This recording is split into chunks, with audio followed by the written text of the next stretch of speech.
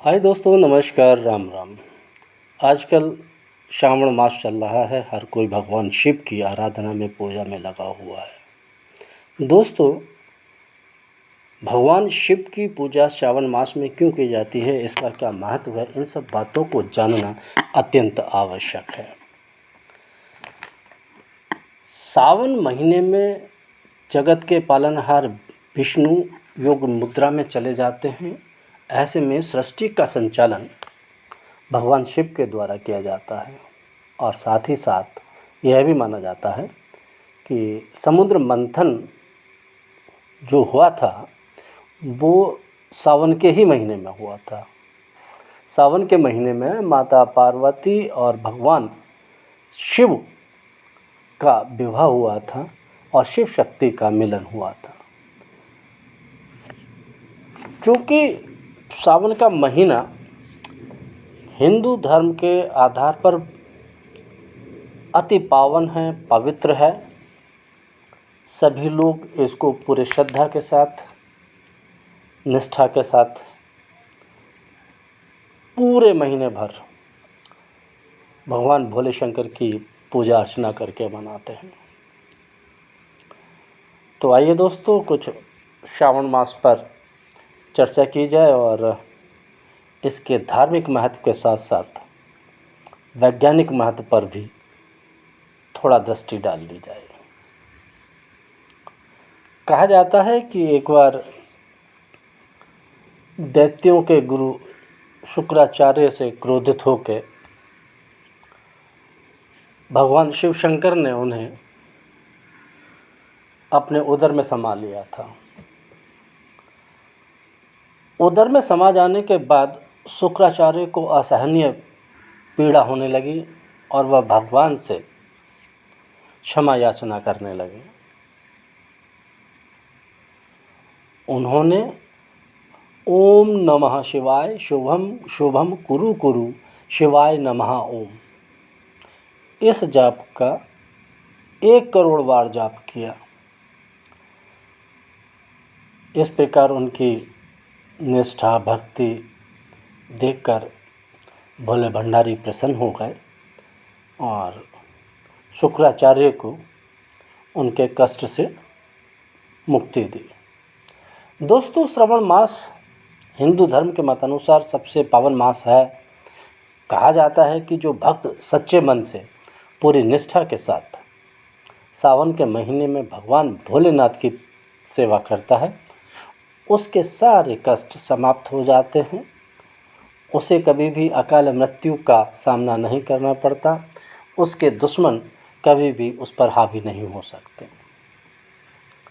तो आइए श्रावण मास के धार्मिक महत्व और उसके वैज्ञानिक पक्ष को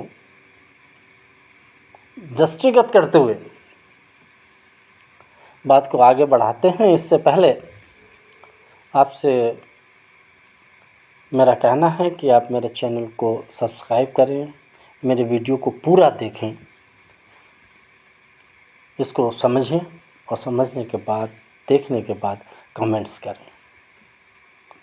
जैसा कि आप सभी को मालूम है कि इस बार सावन माह के साथ साथ अधिमास भी लग रहा है, जिससे सावन एक नहीं 2 माह का मनाया जाएगा। भक्तों के लिए ये अत्यंत शुभ है। एक तो भोले भंडारी का पूजन करने का उन्हें पर्याप्त समय मिलेगा, वहीं अधिमास के अधिवार देवता स्वयं सृष्टि का पालन करने वाले श्री हरि नारायण विष्णु हैं। तो दोस्तों, इस सावन के महीने में भोलेनाथ की कृपा तो मिलेगी ही मिलेगी।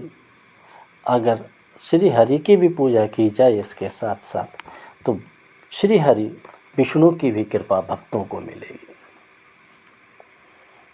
क्या आपको मालूम है कि अधिमास को एक और नाम से भी जाना जाता है? क्योंकि इस अधिमास के अधिवार देवता स्वयं श्री हरि नारायण विष्णु हैं, तो इसलिए इस मास को पुरुषोत्तम मास भी कहा जाता है। इस प्रकार कितना सुंदर संयोग है कि श्रावण मास और पुरुषोत्तम मास भगवान भोले भंडारी और षष्ठी के पालन करने वाले श्री हरि नारायण विष्णु जी दोनों की ही कृपा इस बार भक्तों को प्राप्त होगी। इसके साथ साथ एक महत्वपूर्ण बात और है। श्रावण मास में श्री हरि नारायण विष्णु योग निद्रा में चले जाते हैं और षष्ठी के पालन का जितना भी दायित्व होता है वो सारा दायित्व भोले भंडारी के कंधों पर आ जाता है।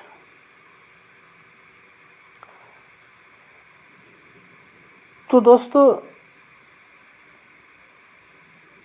वैसे तो ऋषि महर्षि बड़े बड़े तपस्वी शिव स्वरूप को नहीं जान पाए, लेकिन उनके स्वरूप के महात्म्य को जानना और उसके बाद भोले भंडारी की सेवा करना अत्यंत आवश्यक है। इसलिए जितना मुझे मालूम है उसको अति सूक्ष्म रूप में मैं आपके सामने रखता हूँ। शिव ही परम तत्व हैं, अजन्मा हैं, अव्यक्त हैं।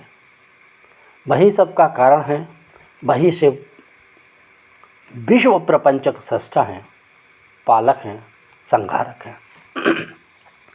शिव ही स्वयंभू हैं, शांत प्रपंचातीत हैं, परात्पर हैं, परम तत्व हैं। और क्या कहूँ दोस्तों, शिव ही ईश्वरों के ईश्वर, परम महेश्वर हैं। और अंत में शिव का अर्थ ही कल्याण स्वरूप है, कल्याण प्रदाता है। इसको अगर समझना है तो शिव पुराण को पढ़ना अति आवश्यक है। शिव पुराण में शिव महिमा का विस्तृत रूप से वर्णन दिया गया है। शिव पुराण के कोटि रुद्र संहिता में एक जगह वर्णन आया है, सत्यम ज्ञानम अनंतम च सच्चिदानंद संज्ञतम निर्गुणो निरुपाधिश्चाव्यः शुद्धो निरंजनः न रक्तो नैव पीतश्च न श्वेतो नील एव च न ह्रस्वो न दीर्घश्च न स्थूलः सूक्ष्म एव च यतो वाचो निवर्तन्ते अप्राप्य मनसा सह तदेव परमं प्रोक्तम ब्रह्म एव शिवसंज्ञकम् आकाशं व्यापकं यद्वत् तथैव व्यापकं द्विविधं मायातीतं परमात्मनं द्वन्द्वातीतं विमत्सरम् तत्प्राप्तिश्च भवेदत्र शिवज्ञानोदयाद् ध्रुवं भजनद्वा शिवस्यैव सूक्ष्ममत्या सताम द्विजाः। तो दोस्तों, इस प्रकार भगवान शिव का जो स्वरूप है अत्यंत विराट है। इसको समझना हर किसी के बस की बात नहीं है। मात्र अगर आप इसके महात्म्य को ही जान जाते हैं तो शिव तत्व के समीप पहुंचने का मार्ग आपको मिल सकता है। वैसे तो दोस्तों, अगर शिव स्वरूप पर चर्चा की जाए तो मैं नहीं समझता इसको शब्दों में व्यक्त किया जा सकता है। इसको जब तक आप स्वयं अपने आप में ना समझें, जब तक अपने आप को शिवमय ना करें, तब तक नहीं समझ सकते। इसके साथ साथ इसको समझने के लिए, अपनी सभी मनोकामनाओं को पूर्ण करने के लिए, अपने शत्रुओं पर विजय प्राप्त करने के लिए दोस्तों, मैं आपको कुछ बीज मंत्र बताता हूँ। उसके साथ साथ जब आप बेलपत्री चढ़ाते हैं और सब चढ़ाते हैं तो बेलपत्री को जब चढ़ाएं तो हर बेलपत्री के साथ में एक मंत्र का उच्चारण करें। ओम शिवाय नमः। दूसरा मंत्र है ओम सर्वात्मने नमः। ओम त्रिनेत्राय नमः। ओम हराय नमः। ओम इंद्रमुखाय नमः। ओम श्रीकंठाय नमः। ओम वामदेवाय नमः। ओम तत्पुरुषाय नमः। ओम ईशानाय नमः। ओम अनंतधर्माय नमः। ओम ज्ञानभूताय नमः। ओम अनंतवैराग्यसिंहाय नमः। ओम प्रधानाय नमः। ओम व्योमात्मने नमः। इन मंत्रों को पढ़ने के बाद में, जैसा कि आपको मालूम है, सभी लोग जानते हैं इस बारे में कि गायत्री मंत्र सभी मंत्रों का मंत्र है। इसीलिए अगर इन मंत्रों को पढ़ने के बाद में जब आप संपूर्ण सामग्री भगवान शिव को अर्पित करें तो उसके साथ साथ शिव गायत्री मंत्र का भी उच्चारण करना अत्यंत आवश्यक होता है। शिव गायत्री मंत्र सभी प्रकार के कष्टों को हरने वाला है। दोस्तों, शिव की महिमा से भक्त को कभी भी अकाल मृत्यु नहीं होती, उसके दुश्मन कभी उस पर विजय प्राप्त नहीं कर सकते। वह किसी भी प्रकार के कष्टों का सामना नहीं करता है, हमेशा सुख भोगता है, धन धान्य से पूर्ण रहता है। तो ऐसे शिव गायत्री मंत्र की महिमा अपरंपार है। शिव गायत्री मंत्र इस प्रकार है। शिव गायत्री मंत्र ओम तत्पुरुषाय विद्महे महादेवाय धीमहि तन्नो रुद्र प्रचोदयात्। जो ऊपर बीज मंत्र हैं उनके साथ साथ बेलपत्रियों को चढ़ाते हुए अंत में शिव गायत्री मंत्र का उच्चारण करते हुए पूजा करके भोले भंडारी का आशीर्वाद लेना चाहिए। दोस्तों, ये तो श्रावण पक्ष का धार्मिक पक्ष रहा। मैं संक्षिप्त में मात्र इसलिए कह रहा हूँ क्योंकि सभी लोग जो धार्मिक प्रवृत्ति से जुड़े हुए हैं या पूजा पाठ करते हैं उन्हें इस पावन पर्व के बारे में बहुत कुछ जानकारी है। जैसे कि इस बार अधिमास लग रहा है, मैं अभी चर्चा कर भी चुका हूँ। तो पहला सोमवार 10 जुलाई को था, ये व्रत के सोमवार हैं सावन के। दूसरा सोमवार 17 जुलाई को हो गया। 18 जुलाई से 17 अगस्त तक अधिमास या पुरुषोत्तम मास रहेगा। तीसरा व्रत का जो सोमवार होगा वो 21 अगस्त का होगा और चौथा व्रत का सोमवार 28 अगस्त का होगा।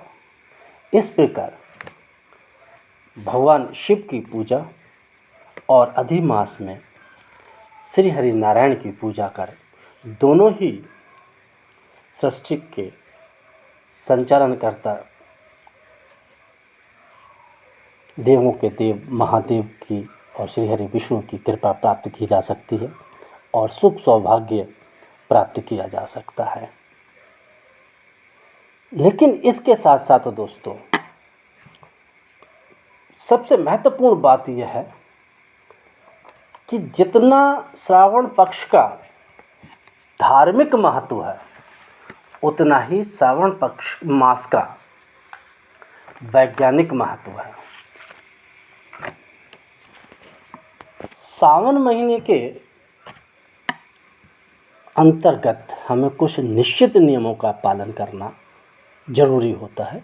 और ये परंपरा हम लोग सदियों से निभाते आ रहे हैं। हमारे ऋषि मुनियों ने, हमारे विद्वत्तजनों ने सनातन काल से ही हमें कुछ नियम निर्धारित किए हैं जिनका हमें पालन करना चाहिए। और कुछ लोग जो इसमें रत हैं या सावन में व्रत करते चले आ रहे हैं, चाहे वो जानते हैं या नहीं जानते हैं, लेकिन सनातन परंपरा को निभाते चले आ रहे हैं, वो संभवतः जानते हो। सावन के महीने में सबसे ज़रूरी जो नियम होता है, शराब का निषेध होता है और मांसाहार का निषेध होता है। ज़्यादातर भारतीय परिवारों में इस नियम का पालन तो किया जाता है, लेकिन आजकल जैसे जैसे हम पाश्चात्य संस्कृति के अधीन होते जा रहे हैं, हम अपने ही नियमों को या हमारे सनातन ऋषियों के दिए हुए ज्ञान को हम लोग छोड़ते जा रहे हैं, जो कि हमारे दैनिक जीवनचर्या के लिए उचित नहीं है। दोस्तों, इन निषेधों का जो है एक विशेष कारण है। शराब तो वैसे किसी भी मौसम में या किसी भी माह में हमेशा निषेध ही रहती है,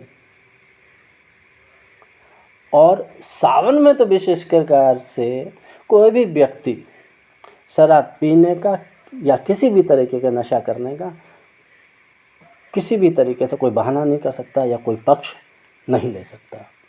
दूसरी बात आती है मांसाहार की।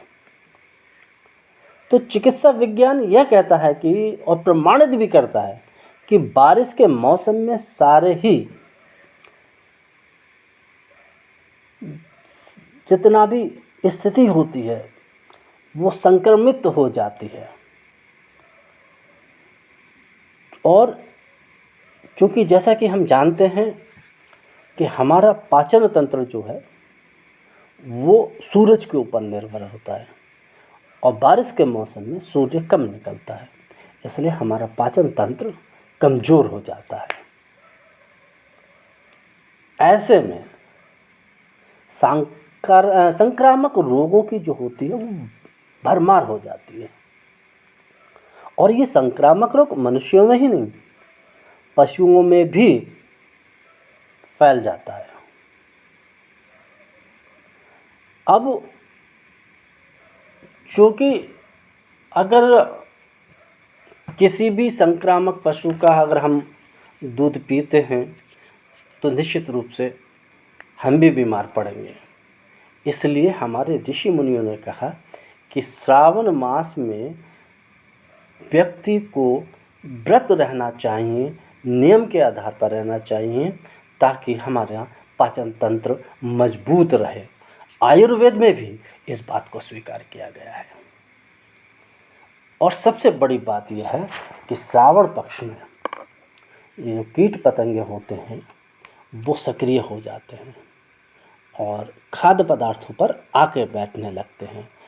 ख़ास तौर से मांसाहारियों को तो ये बहुत ही जल्दी अपने जकड़ में लेते हैं, जिससे संक्रमण फैलने लगता है। दोस्तों, इसीलिए हमारे सनातन ऋषियों ने, सनातन मुनियों ने या हमारे वैज्ञानिकों ने, हमारे वैद्यों ने हमसे कहा कि श्रावण माह में हमें व्रत रहना चाहिए। बैगन, पत्तेदार सब्जियां, मांसाहारी भोजन, शराब आदि को वर्जित कर देना चाहिए, ताकि हमारा पाचन तंत्र मजबूत रहे। इसी के साथ मैं आप सब लोगों से विदा लेता हूँ। नमस्कार।